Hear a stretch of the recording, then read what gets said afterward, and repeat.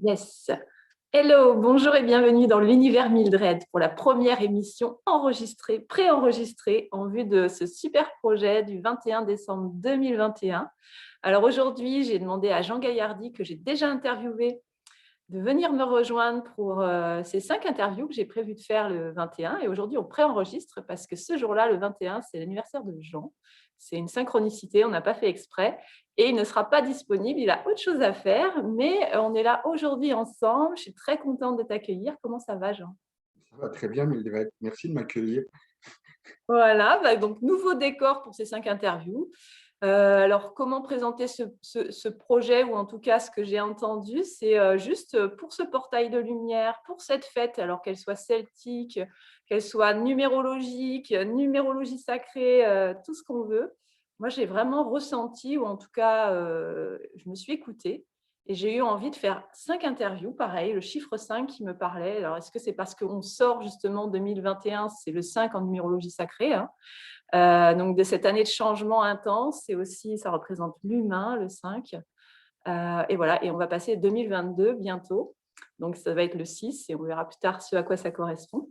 Et donc comme premier invité, là c'est Jean Gaillardy, qui est avant tout conférencier, blogueur. Qu'est-ce que tu fais d'autre? Tu as créé la méthode Créer sa vie de rêve. Donc je vous invite à aller voir la première interview que j'ai fait de lui sur Univers Mildred. C'était il y a 3 semaines, voilà. Et donc, du coup, tu as aussi une chaîne YouTube et plusieurs blogs, et tu es aussi auteur.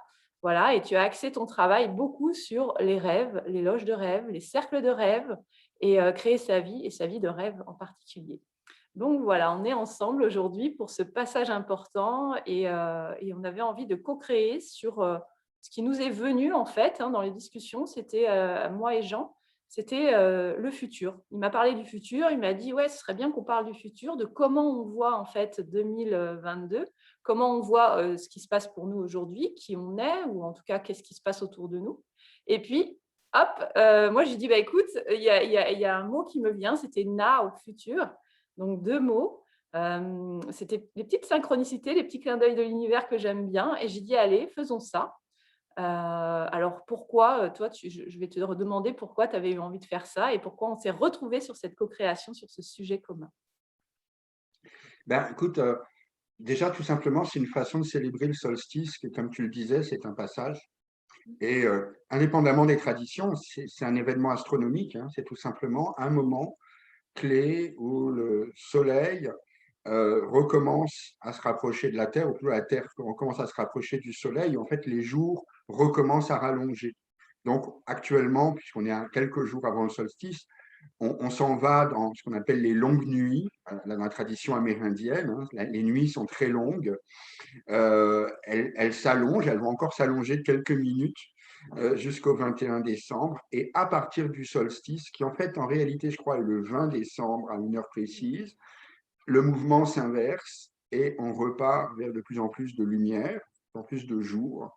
On repart vers le printemps, on repart vers l'été. Donc il y a une inversion énergétique, et en fait l'énergie créatrice qui s'est intériorisée depuis l'été dernier, qui s'est intériorisée en l'automne, qui est rentrée à l'intérieur, qui nous a amené à faire des bilans sur qu'est-ce qu'on avait vécu, qu'est-ce qui se passe, etc., à émettre des vœux, à émettre des souhaits pour l'avenir. Cette énergie créatrice va recommencer à se déployer. Dans la nature, ça va être le printemps, ça va être l'été, mais dans nos vies aussi, dans nos Mmh. projets, Et ouais, en nous-mêmes. en nous-mêmes. Donc, c'est un moment particulièrement intéressant pour rêver le futur. Mmh. Et donc c'est Et ce c'est qu'on ça un peu va. ma proposition à moi, parce que moi, en effet, c'est toujours le travail avec les rêves qui m'intéresse. J'ai envie de proposer quelques idées à propos de comment rêver le futur. Mais rêver le futur, ça veut dire aussi qu'on regarde d'abord un petit peu où on en est dans l'instant présent. Parce que comme me le disait un ami récemment, pour aller quelque part, il faut commencer par savoir d'où on part. Alors toi, t'en dirais quoi, Mildred? Où est-ce qu'on est là, en ce moment? Où est-ce qu'on est en ce moment? Moi ou l'humanité? L'humanité, ce qu'on vit, allez, on va mettre ça dans le collectif, quoi. Alors, le collectif, c'est vrai que moi, enfin, j'allais dire hélas, je ne regarde plus la télé depuis des années, mais c'est pas hélas, c'est un choix. Alors, en tout cas, je vais parler pour moi. Moi, je suis très, très, très positive, et aussi, à la fois, j'ai des croyances, notamment une qui est celle qu'on crée tout. Donc moi, qu'est-ce que je fais comme travail intense pour moi, pour moi-même? C'est vraiment de conscientiser que je crée de créer à partir en fait de l'amour. Alors ça, ce sont des jolis mots, mais c'est surtout d'éliminer un maximum de croyances limitantes pour moi. C'est vraiment mon choix, hein. J'invite pas tout le monde à faire ça. Je dis pas qu'il faut faire ça. Je dis pas qu'il faut travailler sur soi, mais en tout cas, c'est vraiment mon choix. C'est comme ça que je fonctionne. Et du coup, je suis vraiment sur, depuis janvier dernier, j'ai entamé un travail hyper intense sur, faire péter plein de verrous, aller inverser des croyances limitantes, aller regarder vraiment mon paysage intérieur. D'ailleurs, j'ai eu un super exemple ce matin de ça, hein, qu'on pourra évoquer. Et pour vivre autre chose, pour vivre justement ma vie de rêve, ce qui m'emmène finalement à rencontrer des gens comme toi. Et donc pour amener ça au collectif, alors ça pourrait paraître, Cuicui les petits oiseaux, alors on dit souvent bisounours, donc je n'avais jamais regardé ces dessins animés, mais j'aime bien, tout le monde dit ça. En fait, à partir du moment pour moi où on est persuadé, j'en suis persuadée, qu'on crée, on a toujours tout créé, mais en fait là on en est juste plus conscient. Eh bien, en fait, rien ne sert d'aller vers le bas et de regarder vraiment ce qui se passe, parce qu'effectivement, je comprends complètement qu'il y ait des gens qui soient dans l'embarras, qu'il y ait des gens qui soient dans la détresse, certainement. Moi, en tout cas, ce que je ressens au niveau de mon âme et de mon cœur, c'est de maintenir une espèce de joie réelle, alors avec des moments de doute, hein, mais de certitude. Par contre, j'ai une certitude totale qu'on va vers de l'extraordinaire, avec certainement du chaos. Mais à la fois, d'après mon histoire, en fait, moi, depuis que je suis née, depuis 44 ans, j'ai jamais observé que l'humanité allait forcément bien. Donc je me dis juste, tiens, nous sommes au pied du mur et on a intérêt à inverser les choses. Et nous, les premiers qui seraient soi-disant plus conscients, en fait. Donc voilà, là où moi où j'en suis, donc je suis hyper optimiste et pas du tout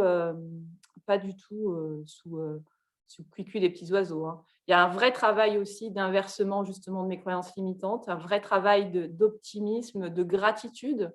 Ce mot qui était juste un concept avant commence à rentrer dans mes cellules. Donc voilà, et je pense que, enfin, je sais qu'une des lois de l'univers étant microcosme, macrocosme, à partir du moment où il se passe tout ça à l'intérieur de moi, je vais forcément le projeter à l'extérieur et inspirer plein de gens. Voilà, c'est ce qui me vient moi. Merci Mildred. En fait, tu as déjà amené l'essentiel, les choses les plus importantes, en particulier cette dimension de travail sur soi, puis de maintenir la vision de la joie, de maintenir la joie, la lumière, l'amour, quel que soit ce qu'on voit. Euh, et je crois que c'est vraiment important d'insister sur cette dimension de travail sur soi, puis de travail sur soi personnel, en Ouais. lien avec le collectif. Euh, Tu vois, je regardais juste avant qu'on se parle, j'ai re-regardé le message de Philippe Guillemant de mai 2020, qui je trouve est un message extrêmement important, dans lequel il pose vraiment un certain nombre de choses par rapport à ce qu'il appelle le futur, qu'on essaye de nous fabriquer à coup de transhumanisme et de puces et de choses comme ça, et puis la possibilité qu'on a de créer un autre futur. Est-ce que tu Et peux rappeler l'interview? C'était quoi? C'est le podcast où tu sais c'est une plus? vidéo qu'on trouve sur YouTube si on cherche Philippe Guillemant, mai D'accord, je 2020. vais. Je ne sais plus comment c'est exactement, mais c'est comment créer le futur, quelque chose comme ça. D'accord. Je Et le mettrai dans. c'est vraiment hyper intéressant parce que M. Guillemant parle en plus en termes physiques, vraiment de comment à la fois le futur est déjà d'une certaine façon défini et comment on a la capacité de le créer, de choisir, quel futur on veut potentialiser, on pourrait dire rendre réel. Et il insiste à un moment, sa vidéo, pour dire que en fait, toute la question, c'est de ne pas être déterminé par le passé Mm. pour être capable de créer des choses nouvelles, que ça implique de prendre la responsabilité des choses et que ça implique en particulier, c'est avec notre cœur qu'on crée le futur. C'est ces derniers mots. Il dit, faites attention, c'est pas avec la tête, c'est pas avec l'esprit, c'est avec le cœur. Et puis je réécoutais ça et vraiment, il m'inspire profondément. Et moi, ce que je mettrais en écho à tout ça, c'est vraiment l'importance de la dimension du travail sur soi, Mm. que je considère, c'est au cœur de ma méthode Créer votre vie de rêve, que je considère être l'élément déterminant pour précisément se créer des nouveaux futurs qui ne sont pas conditionnés par le passé. Et ça veut dire qu'on rentre à l'intérieur de nous et qu'on examine justement en quoi on est conditionné par le passé, Ouais. en quoi on participe à ce qu'on ne veut pas voir dans le monde. Par exemple, quand on regarde les actualités ou pas, mais qu'on trouve que c'est donc horrible ce qui se passe dans le monde, c'est terrible, les dictatures de toutes sortes, les exactions, etc. Et qu'on en prend la responsabilité au lieu de le mettre sur les autres, de dire que c'est les autres qui font ça, c'est les méchants de big quelque chose, ou du gouvernement, ou de ceci, de cela, et qu'au lieu de projeter ça vers l'extérieur, on dit, OK, je fais partie de ce monde, je participe à ça, qu'est-ce que je peux faire moi pour que les choses changent, comment ça agit à l'intérieur de moi, comment je donne force à cette réalité à l'intérieur de moi et comment je peux changer les choses. Et puis tu l'as posé, c'est vraiment justement en restant ancré dans une certaine vision des choses, euh, on dira positive. Entre parenthèses, les bisounours, on dit toujours ça, mais c'est pas du tout sympa l'univers des bisounours, hein, c'est pas du tout gentil. Moi, j'ai vu ça avec mes enfants, des fois, des vidéos sur les bisounours, et c'est quand même un univers assez dur en réalité. Les gens qui Faudrait un disent peu ça savent regarder. pas ce que c'est, les bisounours. Par contre, ça me paraît vraiment important pour ma part, au moins qu'on s'arrête un instant, comme je te disais, sur qu'est-ce qu'on a devant nous, parce qu'au fond, c'est prendre la responsabilité aussi de ce qu'on a créé par le passé. Mm.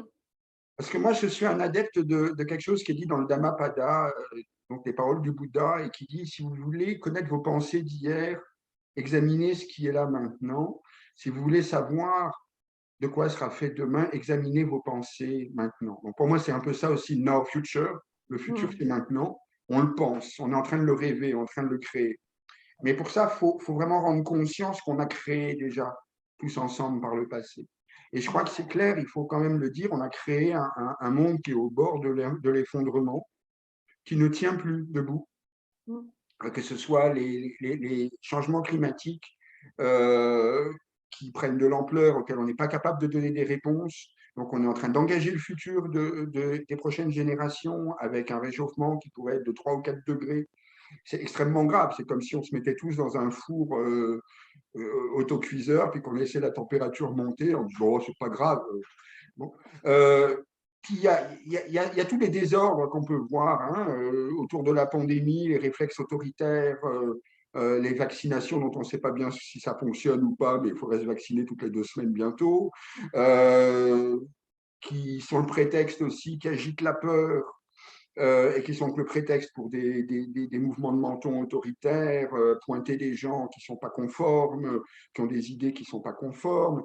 Il y a, y a toute l'ambiance internationale qui est de plus en plus lourde, avec une course aux armements qui est repartie, avec des tensions. On est vraiment devant un bon gros problème. Et dans lequel je rejoins Guillemot profondément quand il dit qu'on est en train de nous préparer, certains, pense à un avenir qui serait mécanique, qui serait entre les mains de la machine, le fameux transhumanisme, où on éliminerait l'humanité pour avoir des robots, quoi, d'une certaine façon, et une espèce de prétention de certains à l'immortalité. Évidemment, les milliardaires qui pourraient s'offrir l'immortalité robotisée, etc., pendant que le reste des êtres humains serait obsolète, pourrait disparaître, ne serait pas vraiment utile parce que tout serait automatisé. Et il le pointe aussi, le risque qu'on nous mette des puces à un moment ou à un autre, et que du coup, ça permette de nous suivre, nous surveiller, savoir en tout temps où on est, avec qui, et qui sait peut-être même qu'est-ce qu'on est en train de dire, qu'est-ce qu'on est en train de faire, etc. Et je crois qu'il faut vraiment regarder ça en face, voir que c'est ce futur-là qu'on a créé, c'est ce présent-là, en fait, c'est ça qu'on a créé, c'est ce futur, comme dit Guillemot, qu'on a créé avec nos pensées d'hier, où on voulait toujours plus de confort, toujours plus de technologie, toujours plus de ceci, cela, sans évaluer le prix que ça pouvait avoir au niveau de la nature, au niveau de l'humanité, au niveau des prochaines générations. Et encore une fois, on ne peut pas mettre ça on peut pas projeter ça sur d'autres, même si oui, c'est des milliardaires, des dirigeants qui prennent les décisions et tout.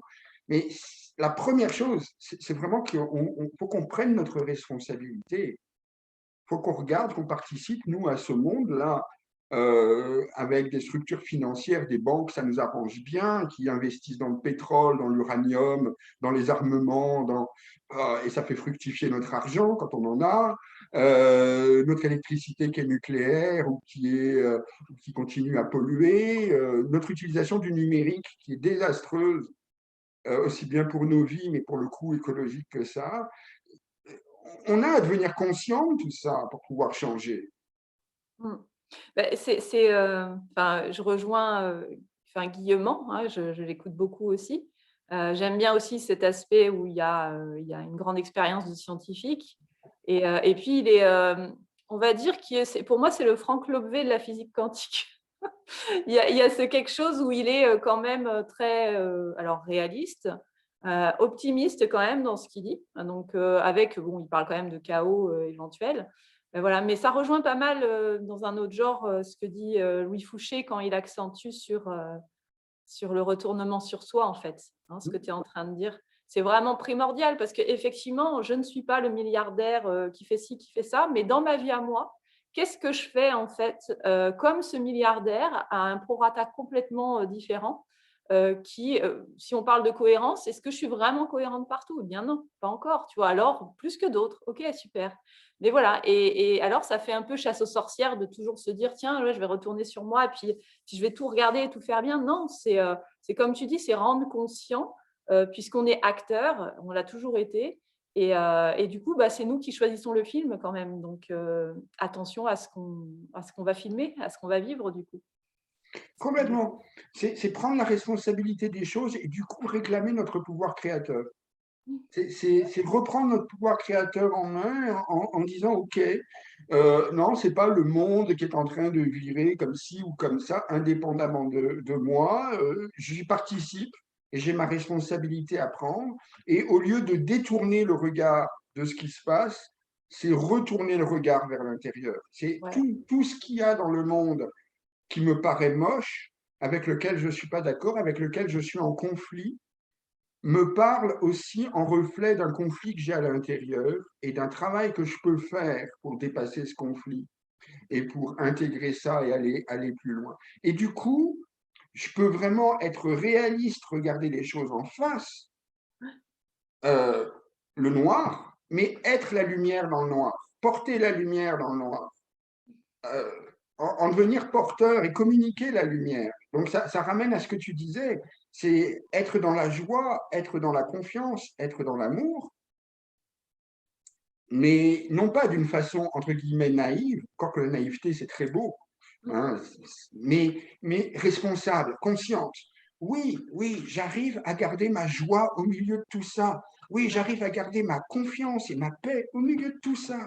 Oui, je fais attention à chaque fois que j'ai envie de cracher sur un de ces dirigeants qui dit quelque chose qui m'insupporte, je fais attention à rattraper ça et à le ramener à l'intérieur et à dire non, non, je ne vais pas alimenter le conflit. Je vais pas amener une terre en paix Mmh. et vivant dans l'amour en alimentant les conflits. Je vais commencer par incarner, moi, dans ma vie, la paix, l'amour, la joie et la conscience. Ouais et ce qui me vient, c'est, tu sais, quand bon, je vais citer beaucoup Louis Fouché parce que ça m'inspire beaucoup, notamment dans la dernière interview de François, quand il parle du pervers narcissique en soi, hein. Donc, OK, on est dirigé certainement par, ce genre de personnes, mais quelle est encore la part de moi qui est pervers narcissique? Alors c'est un peu fort, mais ça existe. Alors, en plus, parfois envers soi-même. Voilà et alors moi, ce que je dis souvent ou ce que je disais aux patients, tout ça, c'est, ouais, OK, ça a l'air simple comme ça. Alors pas du tout, parce que, faire ce travail, non-stop de retournement sur soi, c'est loin d'être simple et puis surtout, c'est une bonne nouvelle. Il y a une bonne nouvelle là-dedans parce que tu as pouvoir sur toi, en fait. Parce que de toute façon, on n'a pas pouvoir sur les autres.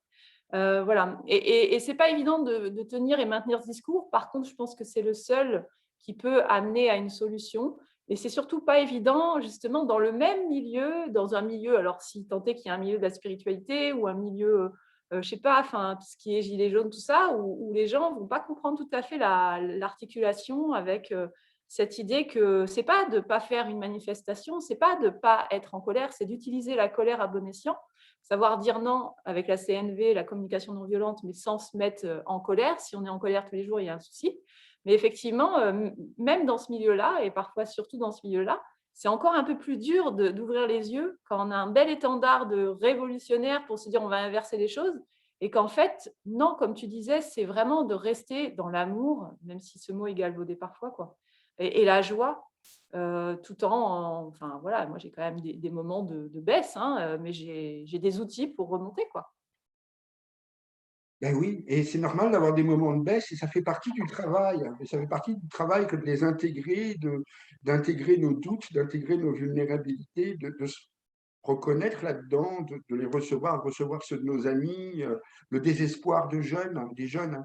Il y a beaucoup de jeunes qui désespèrent aujourd'hui et on n'a pas le droit de commencer à leur dire non, non, il n'y a pas de quoi désespérer. Il Oui, faut oui, commencer par les accueillir. Et c'est intéressant que tu parles de Louis Fouché. Il dit justement qu'il ne croit pas vraiment aux manifestations, lui.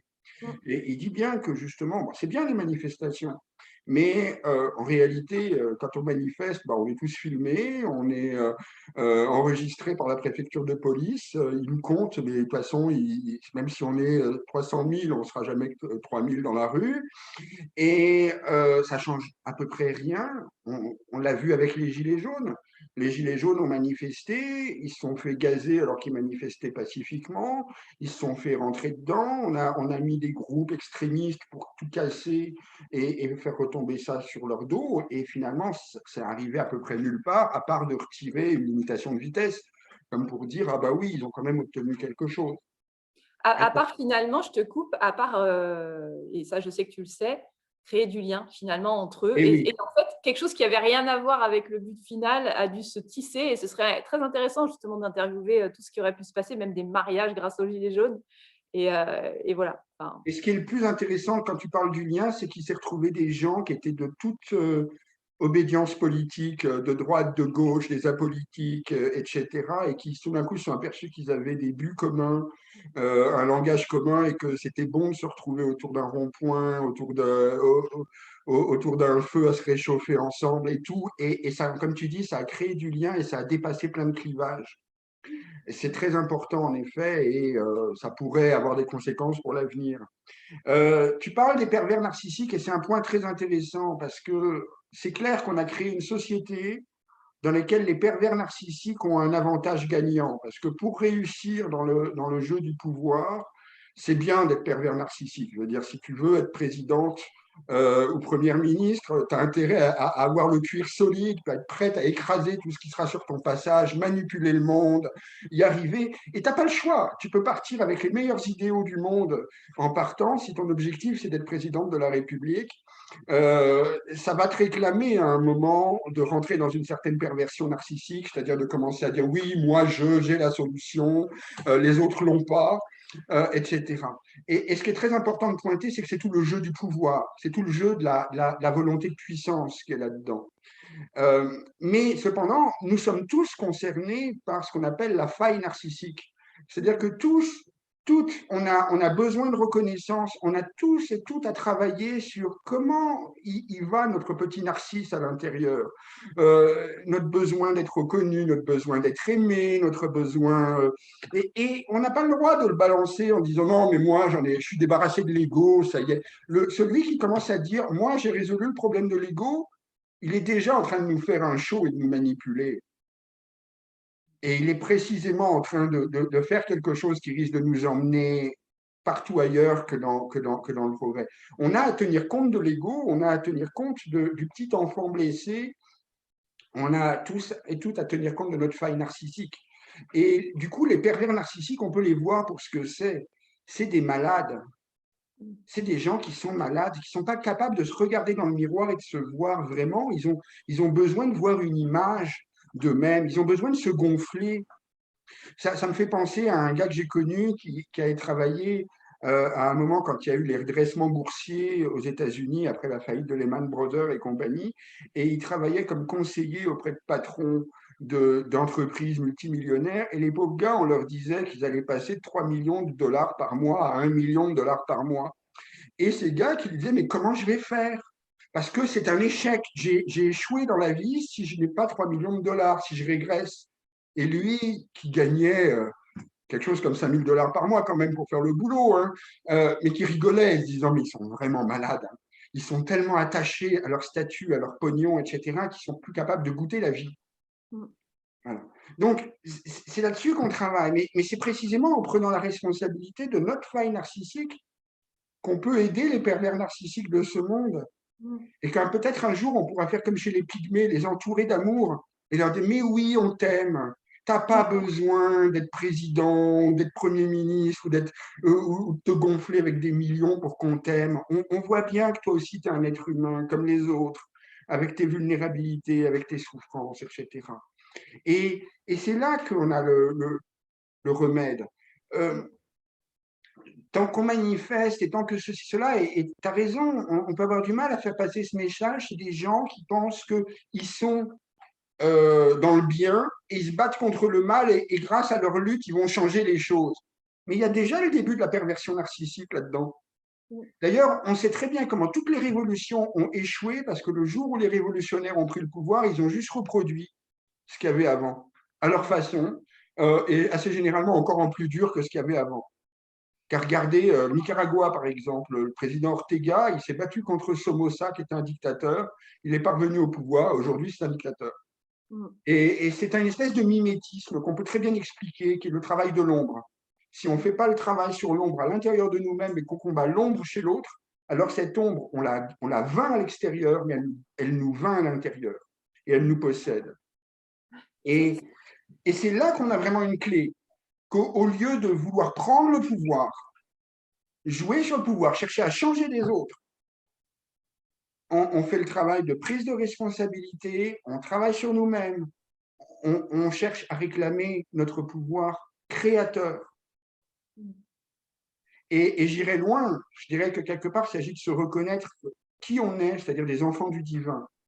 Donc, des enfants qui ont un pouvoir créateur illimité à partir du moment où justement on n'est pas dans le jeu de pouvoir, on n'est pas dans le désir de contraindre les autres à faire comme on voudrait, etc., mais que tout simplement on amène dans le monde notre vibration, notre énergie, notre amour, notre paix, etc. Et tu vois, ce qui me vient, c'est hier, j'ai interviewé Marie-Odile Riffard sur le principe masculin et le principe féminin. Et du coup, elle parlait du couple, mais du couple amical, du couple de travail, du couple en général.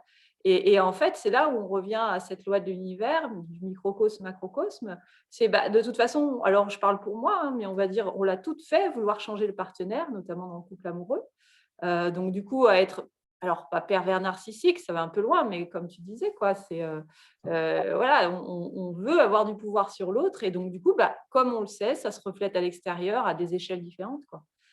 Et puis ce qui me vient aussi dans ce que tu dis, c'est qu'en plus, quand on est affairé à faire des manifestations, même si c'est très bien, hein, moi je trouve qu'il y a des gens, ils faisaient absolument rien, puis maintenant ils font ça, donc c'est déjà chouette.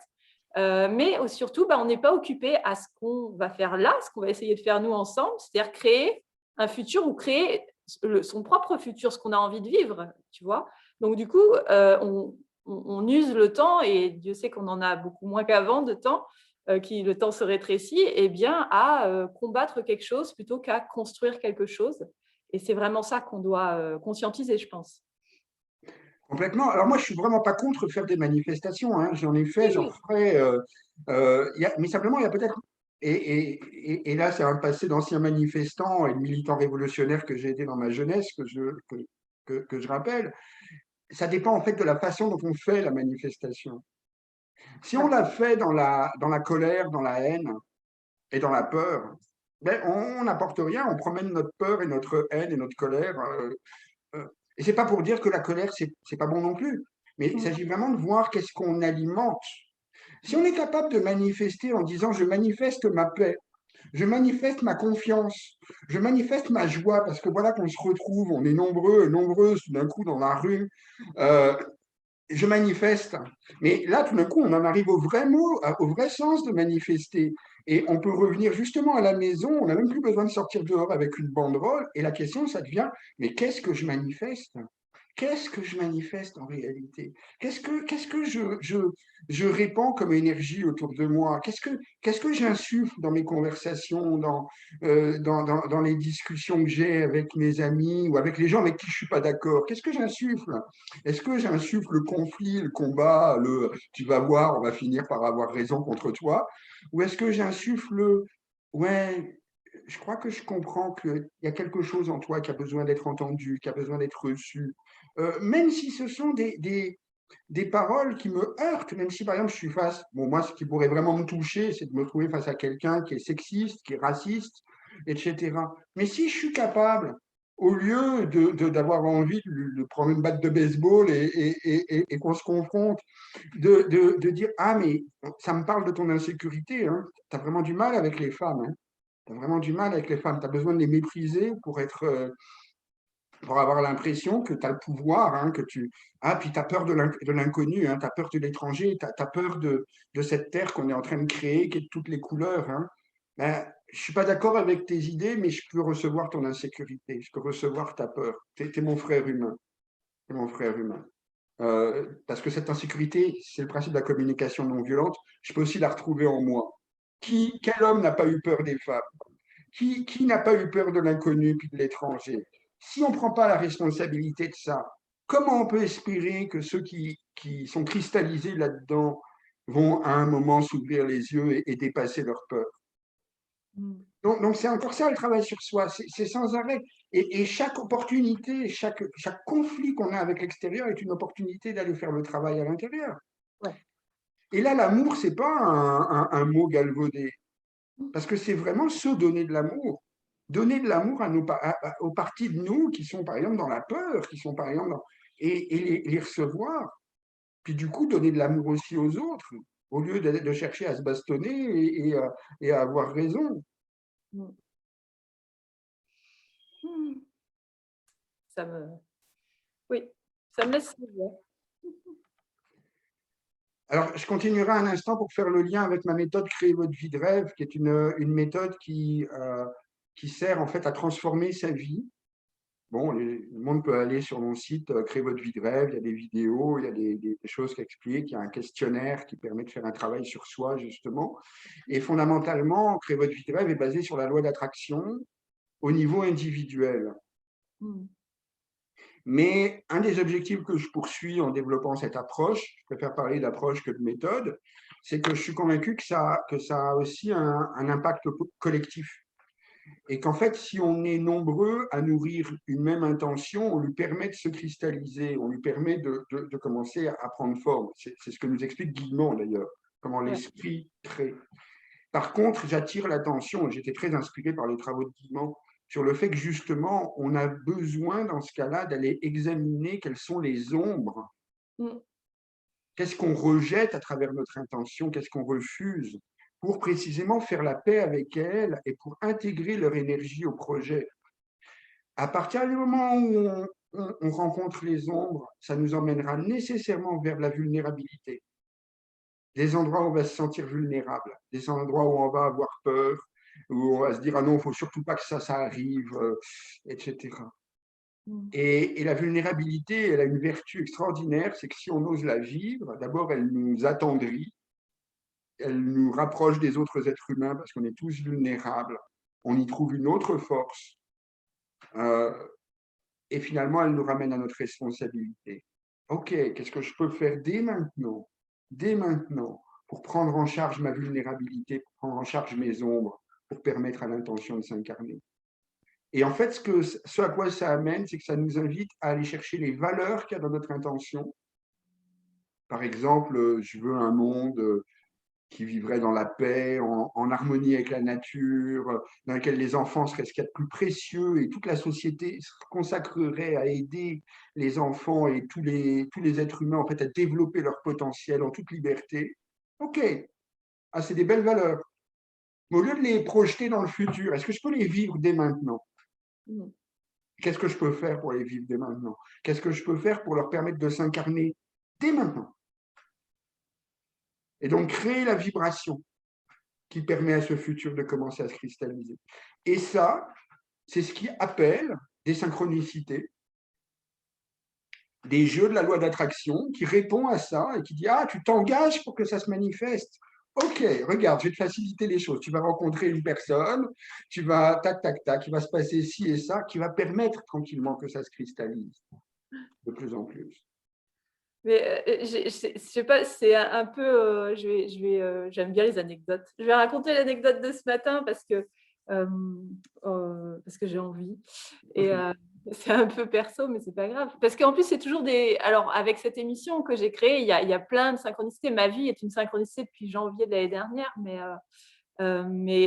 voilà mais quand j'ai rendez-vous avec toi, tu vois, que ce soit, pour les interactions en dehors caméra ou quoi, il y a toujours, tu vois, un beau clin d'œil de l'univers et là, je me fais des auto-challenges. Alors ce matin, tu sais, je suis en auto-observation comme je l'ai dit, hein, c'est un peu, je pense, je suis construite comme ça et d'un coup, je regarde donc ce paysage intérieur en moi et je me dis: «Tiens», justement quand tu parlais des croyances passées, moi, j'ai une chienne et j'ai toujours erré, tu vois? C'est le mot errer dans, la forêt pour la promener.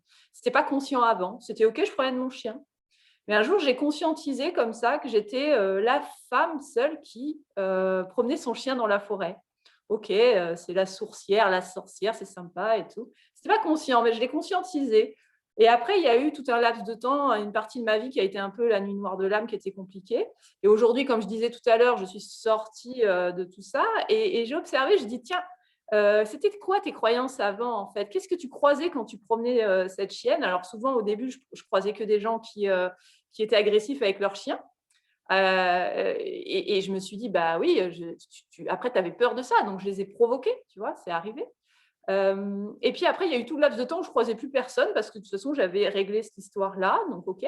Et après, je me suis dit: «Tiens, c'est quoi ton paysage intérieur maintenant? Tu es quoi? Tu es quand même cette femme qui va pourquoi tu croises jamais personne?» Alors je m'amuse à me dire: «Tiens, je vais croiser des gens extraordinaires». Alors ça a un petit peu marché et ce matin, je me suis dit: «Allez», j'ai dit, c'était vraiment pour rire, hein, parce que j'ai pas fait un travail pour le faire. Je me suis dit: «Je vais aller balancer la balle sur la plage». Je sors de la forêt, bon ici, la forêt n'est pas très loin de la plage et je vais juste balancer la balle sur la plage un quart d'heure et il y aura alors c'est marrant, hein, il y aura un homme sympa et beau avec un chien et ça va être sympa. Et ben c'est arrivé et alors bon, c'est l'anecdote parce que je ne suis pas tombée amoureuse, c'est pas le problème, mais c'est qu'il y avait un homme avec un chien. Bon alors je me suis pas arrêtée pour contacter le sentiment comme il faudrait faire, de créer ça. Et j'avais rendez-vous avec toi 1 heure après quand même. Et il y a toujours ces synchronicités et au moment de partir de la plage, donc bon, on s'est un peu parlé, il était super sympa, OK. Au moment de partir de la plage, je me suis demandé dans ma tête, je me suis dit: «Mais ça, c'est un hasard, ou c'est une synchronicité?» Et je te jure que là, j'ai la preuve. Quand je me dis ça, la chienne, je sais pas pourquoi, retourne sur la plage avec sa balle se pose sur ce galet, je ne l'ai pas construit moi-même, où il y a écrit «Yes». Bon là, on ne voit pas parce que non, mais vraiment, je l'ai pris, hein, j'ai volé, ce galet sur la plage et qui crie «Yes», c'est magnifique, je vais le garder et c'est au moment où je prends la balustrade où la balle et je dis à la chienne d'aller chercher, voilà et je me dis: «Mais est-ce que c'est une synchronicité?» Parce que j'ai pas fait de travail avant, tu vois, pour vraiment contacter ça et ben voilà, bah, ça l'univers m'a dit «oui» quoi, en anglais. Bah, voilà, j'avais envie de raconter ça parce que c'est hyper symbolique et voilà, mais bon. Mais merci parce que en racontant ça, tu illustres c'est quoi vivre avec les synchronicités, c'est comment ça se passe dans une espèce de dialogue qui est aussi de l'ordre de l'amusement, du jeu. Là, on n'a pas besoin de se prendre au sérieux et d'en faire un gros truc, mais en même temps, il y a tout le temps cette dimension créatrice de l'univers, de la vie. Puis tu vois, ça fait écho à ce que tu disais, tu parlais du couple, tu parlais de cette interview que tu as faite, puis la relation avec le couple, etc. Or, dans tout ça, il y a tout le temps un jeu de deux énergies créatrices, l'une qui a une forme féminine, l'autre qui a une forme masculine. Nous, êtres humains, on est surtout préoccupés évidemment de comment ça va se jouer dans nos vies personnelles, dans notre sexualité, dans tout ça. Bon, voilà. Et c'est quand même, il faut bien remarquer que c'est grâce à la rencontre de ces deux énergies créatrices qu'on crée du nouveau, des enfants, qu'on Mmh. amène des nouvelles vibrations dans ce monde. On peut même passer par la procréation artificielle, comme maintenant ça commence à se faire, que ça reste que c'est un ovule et un spermato. Donc c'est deux incarnations de l'énergie masculine-féminine. Mais si on prend ça beaucoup plus large, Euh, Toutes les traditions parlent de la danse entre le féminin et le masculin. Je sais pas moi, Marie la Vierge qui est fécondée par le vent, l'esprit qui souffle sur elle, Shiva et Shakti qui dansent ensemble, tout le temps, tout le temps. Et il y a vraiment une vision des choses qui est que de toute façon, c'est toujours le déesse, la déesse et le dieu dansent à travers nous. Que quand une femme et un homme se rencontrent, c'est la déesse et le dieu qui prennent forme et qui se rencontrent et qui sont toujours à la recherche de l'union créatrice. Mm. Et cette union, elle se manifeste dans le réel, tant mieux. C'est agréable, c'est fait partie des choses les plus chouettes à vivre, mais elle est aussi le reflet d'une relation sacrée entre le masculin et le féminin qui se produit à l'intérieur de nous. Et l'analyse, enfin la psychologie jungienne montre que pour une femme, l'inconscient prend forme à partir d'un certain point, souvent d'un homme dans les rêves. Mm. Et c'est une façon que l'inconscient a de dire je suis ton partenaire. Je suis ton partenaire et notre but, c'est l'union. Et l'union a pour but de créer l'enfant divin. Mm. Tu sais, c'est complètement en lien avec le solstice et le Noël qui est juste après, la naissance de l'enfant divin. Bon, pareil pour un homme. Un homme, quand on explore ses rêves, quand on explore son inconscient, il y a un moment où l'inconscient commence à se manifester sous la forme d'une femme, la fameuse anima, qui Mm. l'anime, qui l'enjôle, qui le... Voilà, mais qui aussi se présente comme une partenaire. Et c'est très important de comprendre qu'à travers ça, au-delà de l'inconscient, on ne sait pas ce que c'est l'inconscient. L'inconscient, c'est juste ce dont on n'est pas conscient. Que l'univers, on pourrait dire à travers ça, se propose à nous comme un partenaire créateur. Mm. Mm. Il nous propose de rentrer dans un jeu créateur et dans lequel l'objectif pourrait être de faire le mariage intérieur entre ce féminin intérieur, ce masculin intérieur qui est présent dans chaque personne et qui, quand il s'unit, nous restitue notre totalité, notre unité. Mm. Tu sais qu'il y a une ancienne histoire qui dit que les dieux, à un moment, se sont réunis parce que l'homme devenait trop puissant, l'être humain devenait trop puissant. Et ils ont discuté entre eux sur ce qu'ils pouvaient faire. Et puis, finalement, ils sont tombés d'accord qu'il n'y avait qu'une seule solution, c'était de diviser l'être humain en deux. Mm. Et qu'en divisant l'être humain en deux, l'être humain passerait sa vie à chercher son autre moitié au lieu de se réunir et de revendiquer son pouvoir créateur. Mais Ouais. ça, c'est une vision dans laquelle les dieux voudraient nous priver de notre pouvoir créateur. Mais Mm. peut-être qu'au-delà de ces dieux, qui Mm. correspondent à une certaine réalité archétypale dont on ne parlera pas, il y a une autre dimension du divin qui, elle, veut qu'on retrouve notre intégrité. Il contribue, il travaille avec l'amour à ce que nous retrouvions notre intégrité, notre liberté, notre pouvoir créateur et que nous soyons capables, à partir de là, nous relier à cette dimension créatrice en disant oui, je suis un enfant du divin, j'en prends la responsabilité et donc je contribue à créer ce monde comme ça. Mm. Mm. Yes. Yes. Et, Ah. et tout ça nous implique de faire au-delà du travail sur soi, il y a une autre dimension sur laquelle je veux attirer l'attention, c'est le pouvoir créateur des rêves. Mm. Et tu le disais, je m'intéresse particulièrement aux rêves depuis Mm. longtemps, je suis tombé là-dedans quand j'étais petit à peu près. Et je crois vraiment, c'est dans mes croyances non limitantes, c'est dans mes croyances ouvrantes, que le rêve est créateur de notre réalité. En fait, même pour certains peuples, ce que nous appelons la réalité, c'est le rêve de surface. C'est un rêve que nous partageons, mais il y a des couches en dessous, des couches de l'oignon, qui sont des couches de rêve. Et c'est dans ces couches-là que se crée progressivement, par nos pensées, par les images qu'on impulse, le rêve de surface, ce que nous partageons tous. Et alors, depuis quelque temps, je dirais depuis 2 ans, j'ai introduit une pratique que dans mes cercles de rêve, dans mes loges de rêve, je fais une fois de temps en temps et que je vais développer à l'avenir. Je vais probablement proposer des ateliers qui vont aller dans ce sens-là et j'appelle ça rêver la terre de demain. Mm. Me suis arrêté avec le fait que toutes les images qu'on a du futur sont très généralement négatives.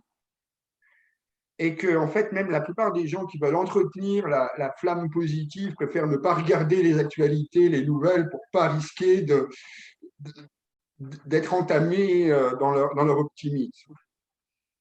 Donc déjà, moi, au lieu de détourner le regard, je propose vraiment de regarder les choses en face, mais de le retourner. Okay, mais une fois qu'on a fait ça, ce n'est pas suffisant. On peut faire le travail de créer votre vie de rêve que je nommais, hein, aller voir les ombres, aller voir les vulnérabilités. Mais peut-être que le travail le plus important et le plus facile en même temps à faire, le plus puissant collectivement, consiste à rêver un autre futur. Donc, c'est ce que je propose des fois dans mes cercles, où à la fin d'une loge de rêve, je vais proposer aux gens de s'intérioriser et d'aller chercher une image pour le futur, au-delà du voile noir que nous avons devant les yeux. Parce que c'est sûr qu'on a un voile noir, on voit que des choses essentiellement négatives. Ça veut dire aussi qu'on ne voit pas les choses positives, hein, il y en a plein. Mais que généralement, il y a vraiment un voile noir devant les yeux qui fait que de toute façon, les actualités, c'est que des mauvaises nouvelles, etc.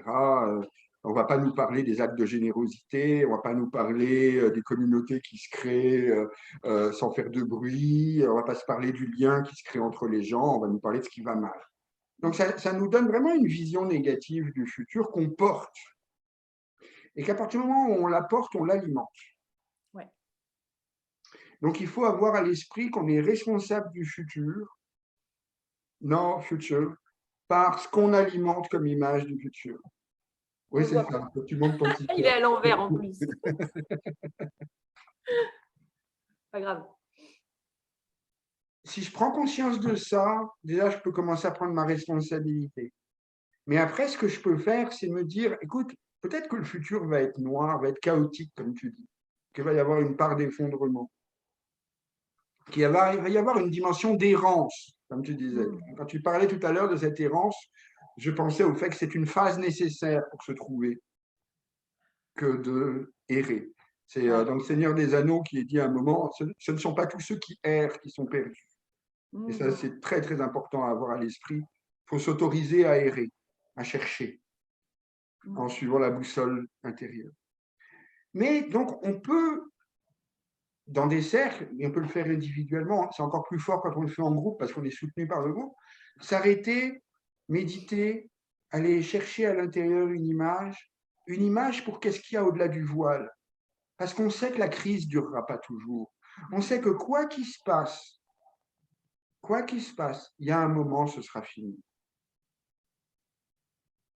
Ça passera. Ouais. Même si c'est tout le trip transhumaniste avec le réchauffement climatique, ok, mais la planète, elle va s'adapter. L'espèce humaine va peut-être disparaître. Et ben, il y aura d'autres espèces. La vie est partout dans l'univers, certainement, la vie intelligente, et la vie continuera. Et rien n'arrêtera la vie. Et peut-être que demain, ce seront des animaux que nous on considère comme inférieurs, alors que les animaux ont une telle intelligence, qui seront la nouvelle espèce intelligente. Peut-être que d'ailleurs, la véritable espèce évoluée de notre planète, c'est les baleines et les dauphins, et que nous, on est juste les petits singes qui se prennent très au sérieux parce qu'ils ont découvert la technologie. Et les tigres. Et les tigres. Mais peu importe, il y aura quelque chose au-delà du voile noir. Est-ce qu'on peut le rêver? Est-ce qu'on peut commencer à alimenter le rêve? Est-ce qu'on peut établir une connexion avec nos descendants dans le futur? Parce que moi, je parie quand même qu'on aura des descendants dans le futur. Et est-ce qu'on peut établir une connexion avec eux pour que quelque chose de leur paix, de leur joie, de leur vitalité nous parvienne et nous réjouisse? Et aussi, si on établit vraiment la connexion, nous leur demander, qu'est-ce qu'on peut faire pour toi? Qu'est-ce qu'on peut faire pour t'aider? Qu'est-ce qu'on peut faire pour eux? Je suis à peu près convaincu que la réponse est sois heureux et confiance. Mais on peut faire ce travail, on le fait dans certains cercles, donc je le propose des fois. Chaque personne va chercher une image et après on raconte les images, sans aucun commentaire, sans aucune interprétation. Et alors c'est très intéressant parce qu'on peut voir qu'il y a des gens qui vont avoir des images qui viennent de la tête Alors c'est oui, je vois un monde en paix où tout le monde s'embrassera. Là, on sait que c'est fabriqué par la tête. C'est facile. Et c'est bien, c'est correct, mais c'est pas encore complètement descendu.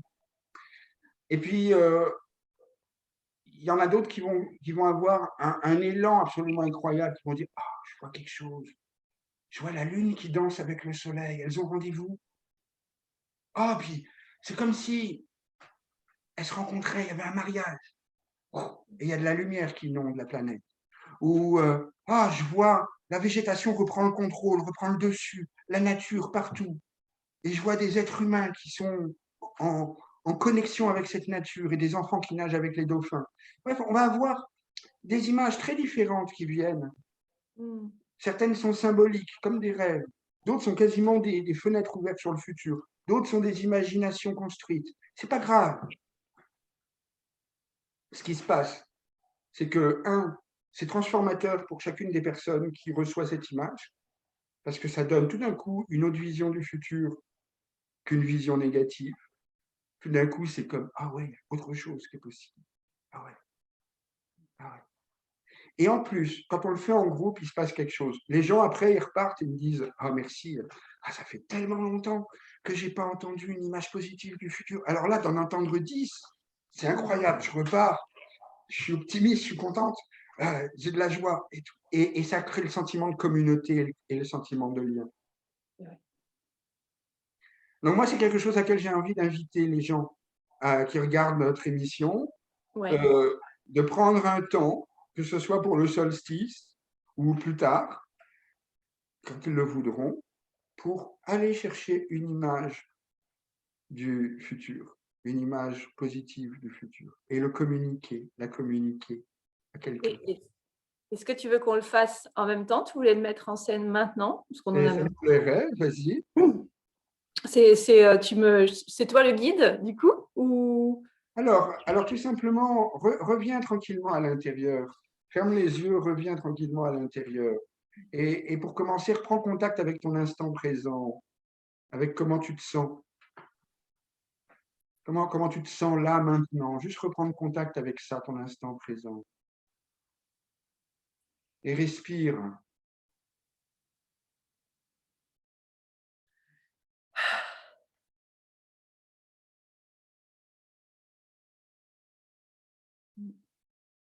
Et à partir de là, ouvre simplement une petite fenêtre à l'intérieur vers le futur. Ton imagination. Rêve la terre de demain, la terre au-delà du voile noir. Qu'est-ce que tu vois? Qu'est-ce qui te vient comme image pour la terre de demain? Est-ce que je le dis à voix haute? Ouais. Oui, si tu veux bien. Euh, alors, bizarrement, ça part d'une vision que j'ai déjà eue en janvier de l'année dernière. Et elle part pas. Donc, peu importe, hein, je m'écoute. Oui. Je suis désolée, c'est pas très. Je me vois serrer la main à Joe Dispenza sur une terrasse énorme. Et en fait, ce qui me marque, ce sont les bananiers. C'est les feuilles de bananier. Il y a des feuilles de bananier partout. Voilà. Et c'est ça. Je me vois serrer la main. Et comment tu te sens quand tu serres cette main? Qu'est-ce que tu Euh, fais à l'intérieur? j'ai un sourire, tu sais, stable.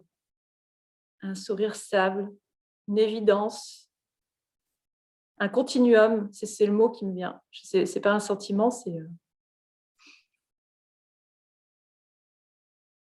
Alors, je te dirai un mot sur ton image après, mais je vais commencer par offrir l'image qui, moi, m'est venue. Mhm. Euh, moi j'ai commencé par voir une corolle de fleurs qui s'ouvrait. C'était une belle fleur rouge qui s'ouvrait. Euh, En fait, pas tout à fait rouge, elle portait plus sur le côté rose indien, on pourrait dire, peut-être un cyclamen. Et puis j'ai pris du champ, j'ai pris du recul, et c'était comme l'obscurité. Et tout d'un coup, j'ai réalisé qu'il y avait plein de fleurs qui étaient en train de s'ouvrir et qu'elles étaient lumineuses, que la nuit commençait à être éclairée par plein de fleurs. Et ça m'a tout simplement donné l'impression que c'était le printemps et que j'appellerais ça le printemps de l'âme. printemps des arbres qui s'ouvre. Ah, du coup, ça a élargi le champ de ce que je voyais à toute une forêt, mais avec des gens qui seraient plus bas dans des villages. Il y a beaucoup de gaieté et c'est la fleur d'hibiscus qui apparaît maintenant, dans cette vision plus large en fait. Et comment tu te sens quand tu vois la fleur d'hibiscus et si tu respires son parfum, est-ce qu'elle te communique la fleur d'hibiscus? Bah, du coup, alors c'est marrant, ça va très vite chez moi quand tu me présentes des choses. C'est que d'un coup, ça m'a assise sur une chaise et ça m'a dit: «Oh, tranquille, tranquille, un peu moins d'action, tranquille» et je sais pas, il y a une tisane qui est apparue. Voilà. C'est Bon, déjà, de toute façon, je pense qu'il sera clair pour tout le monde que tu as vraiment une facilité à glisser dans ce monde d'images, ok, que tu voyages très, très directement, là où d'autres vont, pour qui ça va être plus difficile, mais il n'y a vraiment pas à porter de jugement sur ça. Et ce qui vient est bien, est bon. Et même d'ailleurs, s'il vient rien, ça peut être intéressant de regarder ce rien. ouais. Bon. Ce qui est vraiment clé avec ce type de travail, c'est comment tu te sens avec l'image. C'est vraiment, l'image, elle vient, mais elle amène aussi avec elle une énergie et des messages qui sont précisément ce qui peut connecter à ce futur, à ce qui réalise.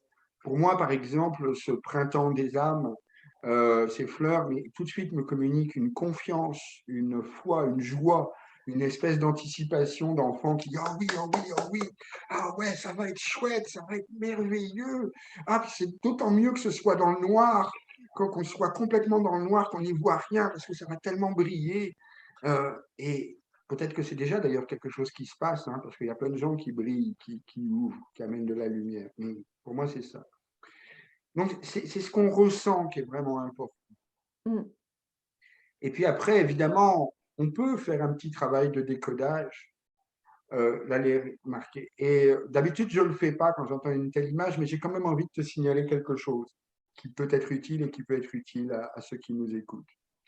Joe Dispenza, on pourrait dire que c'est Monsieur Zéro Limite. C'est vrai, oui. Ah, j'y avais pas pensé. Tu vois, ça me touche, tu vois, ça me waouh! Pour moi, Ouais. dans une discussion sur le futur, comment on crée le futur, rencontrer Dispenza, que ce soit à un niveau personnel ou à un niveau collectif, c'est le message, il y a zéro limite. Mmh. Zéro. Ouais. Ouais, ouais et cette image, elle est là depuis 1 an presque, tu vois? Donc c'est pour ça, là, je me suis dit: «Tiens, il va me faire fermer les yeux et c'est autre chose qui va venir» et non. Parce que du coup, c'est devenu un peu, pas une création du mental parce que c'était très, quand ça m'est venu, j'avais même pas commencé l'émission, hein, donc il y a 1 an. Donc voilà et donc j'avais pas pensé, tu vois? C'est marrant. Ouais, c'est vrai que ce qui l'amène, c'est ça, nos limites. Puis lui aussi, hein, c'est un fervent de créer sa vie de rêve, enfin. Oui, c'est un de mes inspirateurs, hein, clairement. Hein. Mmh. Mm. Et les bananiers, ça m'a toujours interpellée. Écoute, je suis jamais allée voir la symbolique, je sais pas s'il y en a une, mais c'est marrant. Le bananier, tu vois? C'est J'en sais rien. Je retiendrai que les bananiers, ça pousse dans les pays chauds. C'est tout ce que je garderai à l'esprit. Donc, c'est peut-être une adaptation avec le réchauffement climatique. On va peut-être avoir des bananiers partout. Eh, ma foi.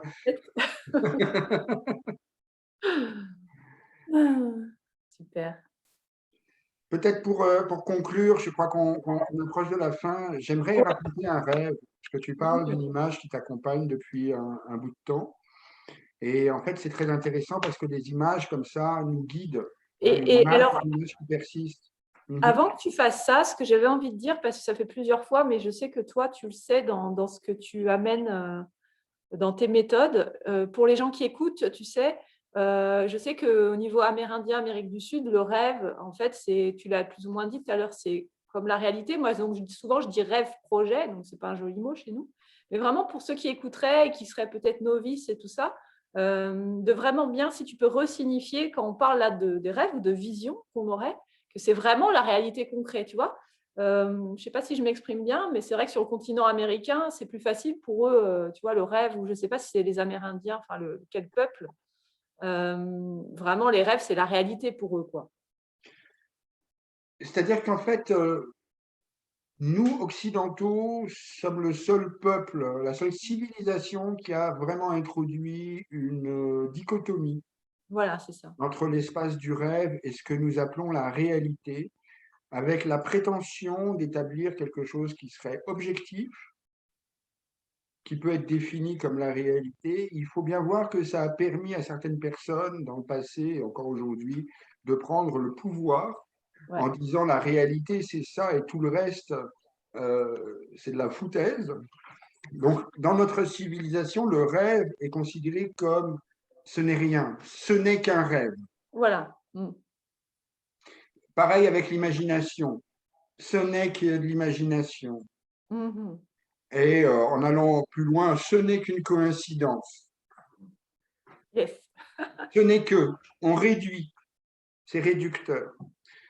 Euh, En fait, même notre science aujourd'hui, notre neurophysiologie établit le fait que nous rêvons en permanence, que nous reconstruisons ce que nous appelons la réalité à partir d'impulses lumineux, sonores que nous recevons, mais que les zones cérébrales qui sont actives sont les mêmes que celles qui créent notre réalité de rêve.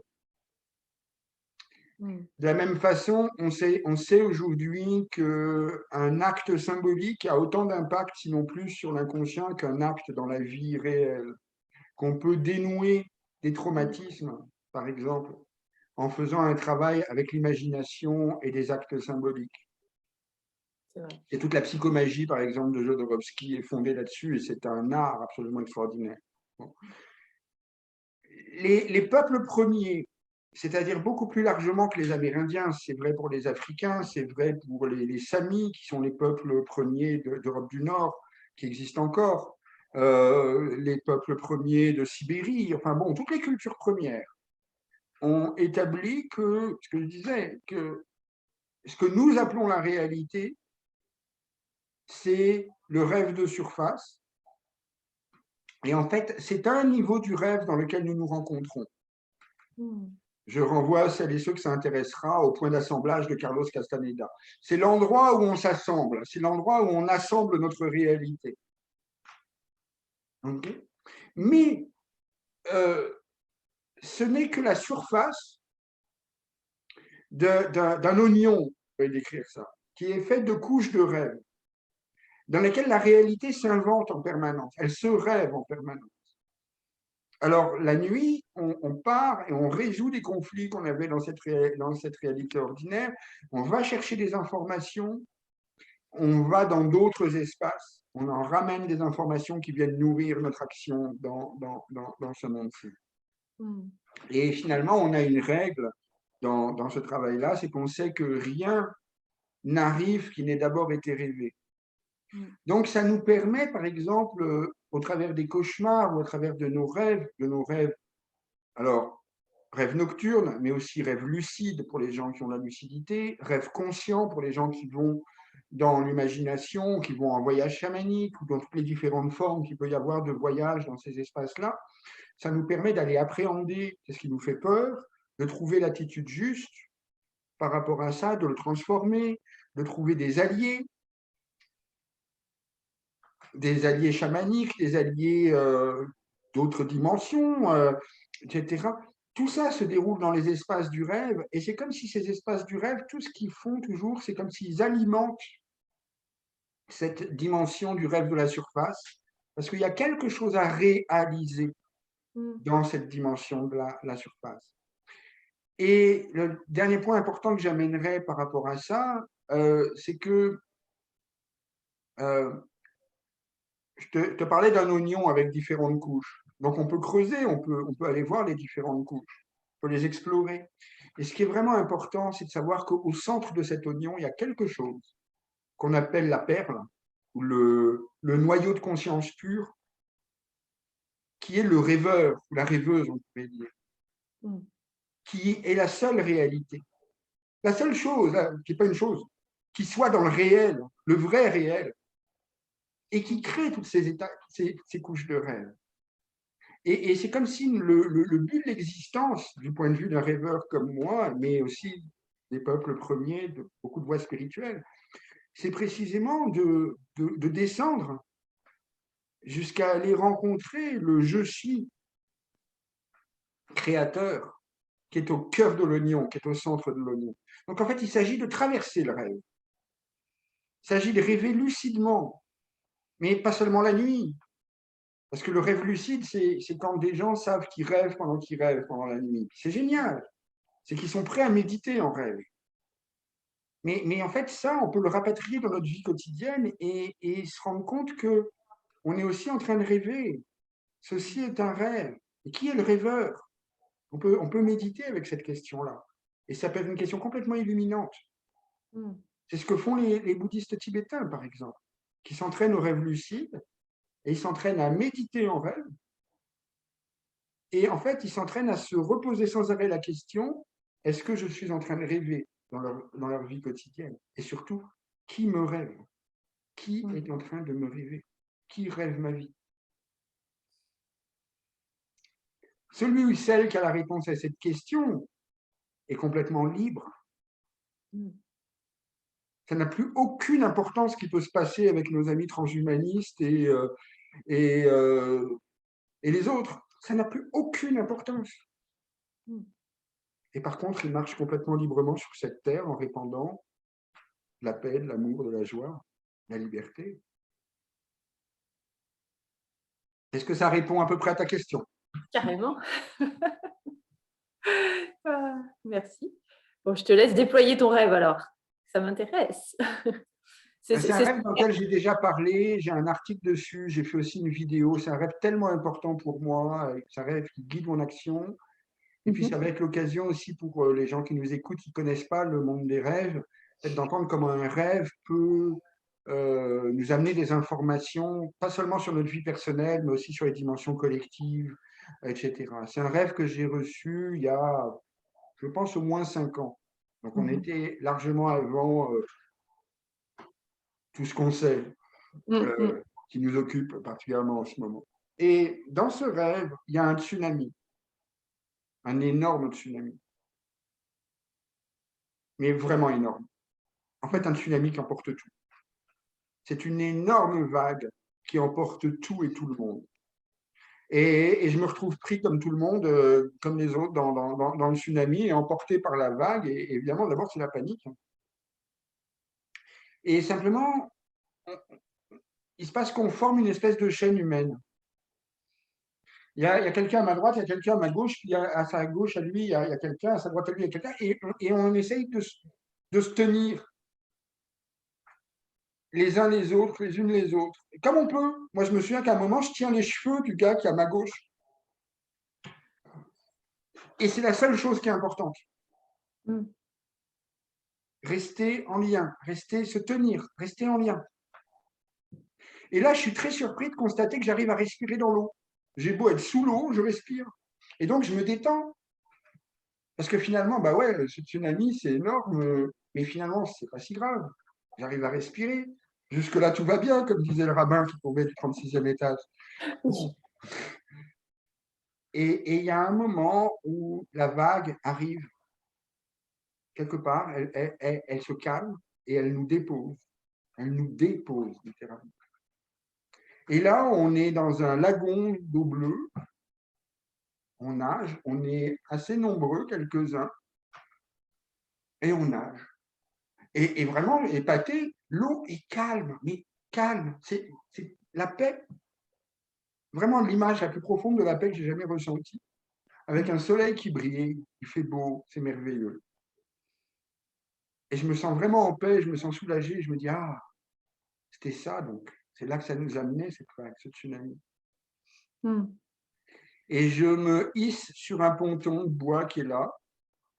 Et là, à quelques mètres de moi, à 4 ou 5 mètres de moi, il y a une jeune femme noire, d'un noir d'ébène, très très noir, superbe, qui regarde vers l'horizon. Et là, je réalise que le futur, c'est elle. Le futur lui appartient. qu'elle est une représentante de nos descendants dans le futur. Fin du rêve. Comme je dis, les gens qui sont intéressés peuvent trouver sur mon blog un article intitulé La jeunesse du monde. Sur ça, il y a une vidéo que j'ai fait aussi là-dessus, il y a quelque chose comme un an. J'ai reparlé de ce rêve, je l'ai déployé, interprété pour expliquer l'importance qu'il pouvait avoir.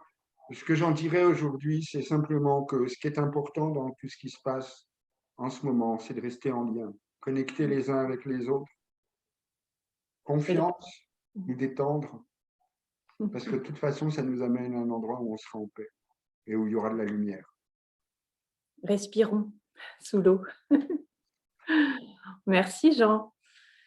J'avais envie quand même de faire un petit récap pour être dans le pratico-pratique pour ceux qui ont envie, après cette émission, de créer le futur en conscience. Donc, si tu peux vraiment nous redire, tu vois, de fermer les yeux, enfin, nous redire un petit peu la notice, tu vois, en pratico-pratique. Est-ce qu'il faut contacter le sentiment? Est-ce qu'il faut juste avoir les images, tu vois? Est-ce qu'on peut juste finir là-dessus pour que les gens aient carrément un petit... comme on dit, une petite notice. Ouais, voilà. Alors, l'invitation au travail vraiment d'introduction, de rêver le futur. Après, il pourrait y avoir des approfondissements, que j'appelais créer votre vie de rêve. Ça, les gens iront voir d'autres vidéos mon site créervidrêve.com. Ouais. Mais là, ce que je recommande, c'est pour le solstice, pour Noël, pour cette nouvelle année, n'importe quand en fait, juste de s'intérioriser, de fermer les yeux, de venir à l'intérieur, de reprendre contact toujours avec l'instant présent. C'est à partir du présent qu'on rêve le futur. Donc, prendre contact avec l'instant présent, c'est prendre contact avec comment je me sens dans l'instant présent. Et pour ça, je peux simplement déjà partir de comment mes pieds sont sur le sol, comment mes fesses sont posées sur la chaise, comment je respire, comment je suis. Puis aussi, quelles sont mes émotions, qu'est-ce qui est là. Et quand j'ai pris assez de temps pour ça, pour prendre conscience de cet instant présent, en fait, simplement d'aller vers ma respiration, de respirer profondément. Et à partir de là, à partir de cette zone de paix qui s'ouvre quand on fait attention à notre respiration, d'ouvrir une petite fenêtre à l'intérieur pour aller chercher une image pour demain, une image pour la terre de demain. Ce qui vient, il ne s'agit pas de commenter en disant c'est bon, c'est pas ça que je voudrais voir, ça devrait être autre chose. Et quand je dis une image, c'est même pas nécessairement visuel. Ça peut être une chanson, ça peut être une odeur, ça peut être une sensation, ça peut être des mots tout d'un coup qui se précipitent, on ne sait pas pourquoi, d'où ils viennent. Une image pour la terre de demain. Et puis quand on l'a trouvée, quand elle est là, il y a deux choses qui sont bonnes à faire. La première, c'est juste de prêter attention à comment je me sens avec cette image. Qu'est-ce qu'elle me communique? Ça me donne une direction à l'intérieur. Ça me connecte à ce futur. Ça l'aide à se réaliser, quoi qu'il soit là derrière ça. Et puis l'autre chose, c'est que c'est toujours bon de partager cette image. Donc, d'aller voir notre chérie, un ami, tu sais pas, j'ai fait un exercice, je suis allé rêver une image pour la terre de demain. Voilà mon image. Pas besoin de commentaires, pas besoin de discussion, de l'offrir. De l'offrir, oui. Eh bien, écoute, merci. Merci pour ton travail, merci pour ton engouement, pour ton temps. Est-ce qu'on a terminé pour toi, hein, parce qu'on est vraiment en co-création aujourd'hui? Oui, moi aussi, Ouais. je te remercie d'abord. Merci Mildred de m'offrir cet espace pour parler, pour transmettre tout ça. Je crois que pour terminer, on va simplement transmettre de l'amour, de la joie, de la paix. Souhaiter à toutes les personnes qui nous regardent de repartir de ce Ouais. petit moment-là avec un petit vent d'optimisme, un petit vent de joie, de paix. En tout cas, que la vie de chacune soit lumineuse, c'est ce qu'on peut souhaiter de mieux, quoi. Ouais, Voilà. ouais, c'est ce qu'on va créer de mieux et c'est ce qu'on va souhaiter de mieux, c'est ce qu'on va insuffler, inspirer au maximum et en conscience. Et comme tu disais, en regardant ce qui se passe, pour bien pouvoir aussi faire ce miroir en soi, c'est pas mal aussi. Je crois que s'il y a un truc à faire, c'est vraiment ça. C'est vraiment la clé, quoi, de, de la porte.